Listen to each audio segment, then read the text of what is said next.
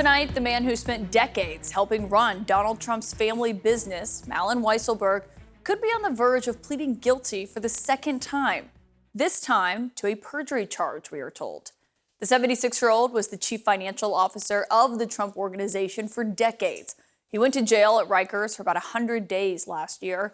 That was for his role in running a 15-year tax fraud scheme at the Trump Organization.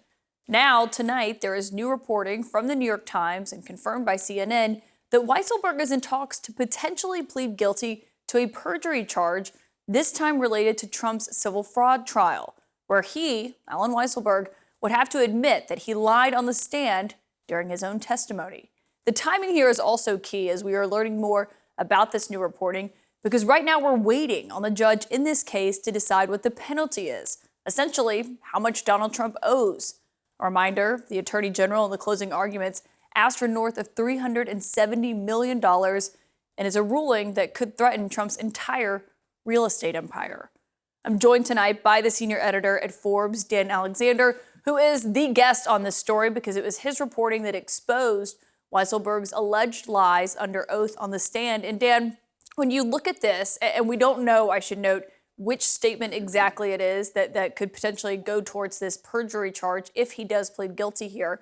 But you noted in your reporting that there were emails and notes from him that are believed to be at the center of this.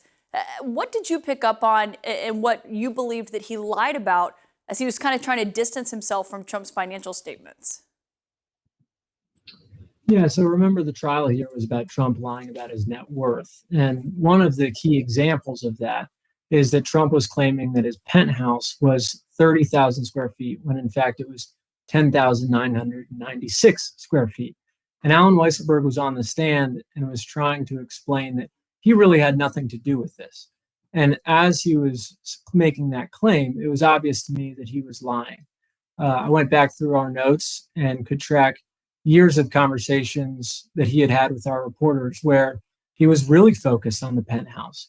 Where he was trying to claim that it was 30,000 square feet or even 33,000 square feet. I think at one point Donald Trump had it. And that he was trying to claim that it was wildly overvalued. So this is clear documented stuff that you can say, you know, he's claiming one number, the documents show another number, and he was lying.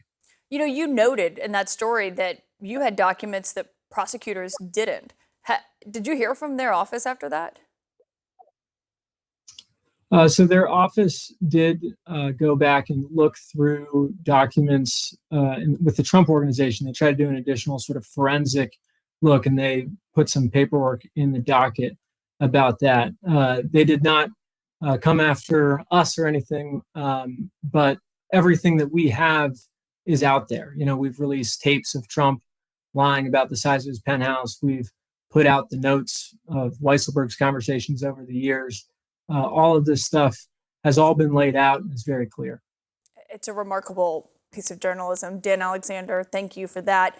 And for more on this breaking story, we have former federal prosecutor Elie Honig here as well. And Elie, you heard what Dan said there. I mean, this was a groundbreaking article that pretty flatly stated that they believed Allen Weisselberg had lied.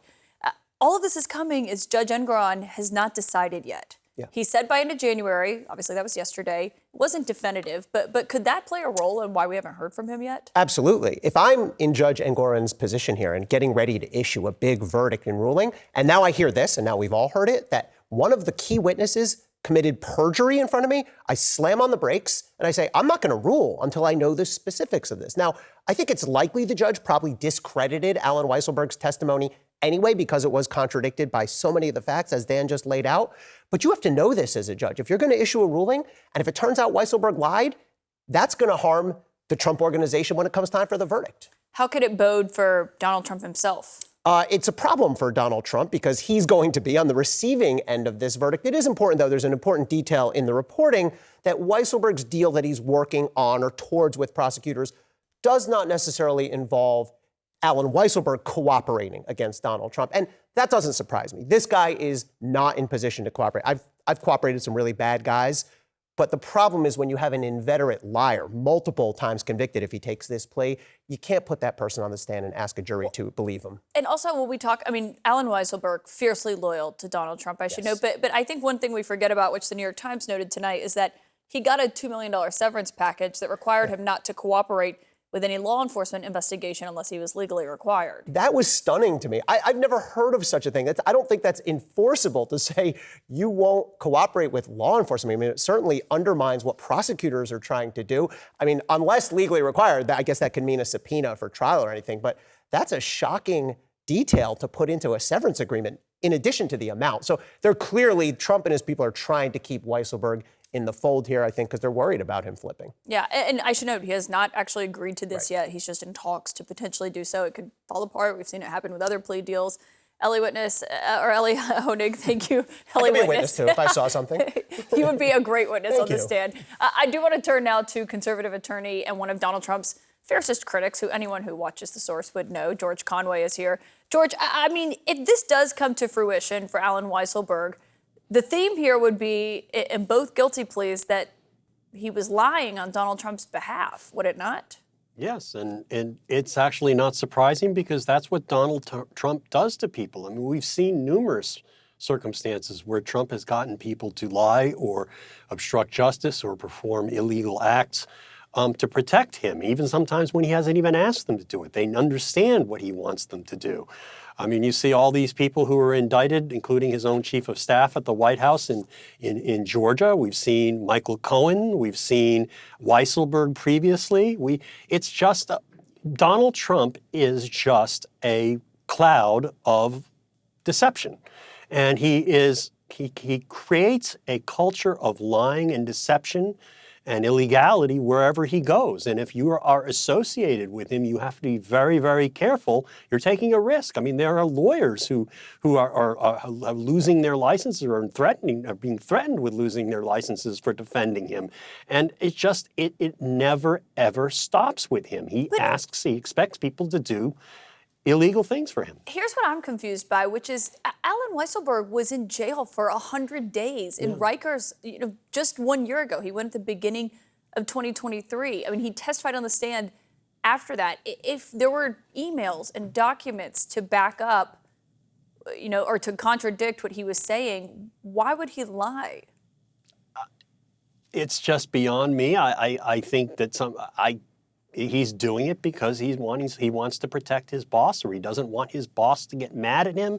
He doesn't want retribution from his boss. I mean, these are, the people who work for Donald Trump are kind of like abused family members in some ways. They shudder at the thought of displeasing him. They're afraid of retaliation, and they instinctively end up doing the wrong thing because that's what Donald Trump expects them to do.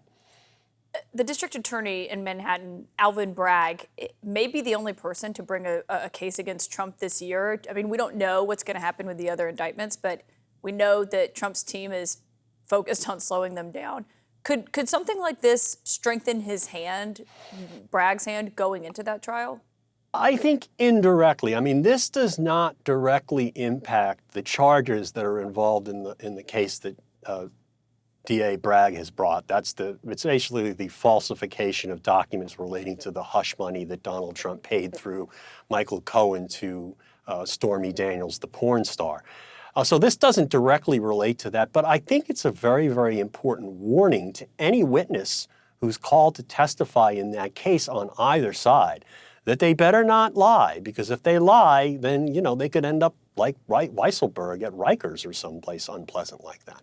Yeah, it's a remarkable development in this story. George Conway, thank you for that. Ellie, I mean, as we don't know what's going to happen here with this and whether or not he's taking it, but big picture, how do you see it? Well, I think George makes a good point there. I think that this actually will tie Trump's hands a bit at the Manhattan DA's trial, because if they were planning on calling Allen Weisselberg to say, for example, Donald Trump had nothing to do with the way these hush money payments were logged. It was me, the CFO, and it was Michael Cohen, their star witness. He can't do that now. He's neutralized now. So it could deny Trump a potentially helpful witness. Exactly. It takes Allen Weisselberg off the table as a potential defense witness. Like I said before, you're not calling him as a prosecutor. The guy's going to have at least one conviction and probably two for perjury if he takes this plea.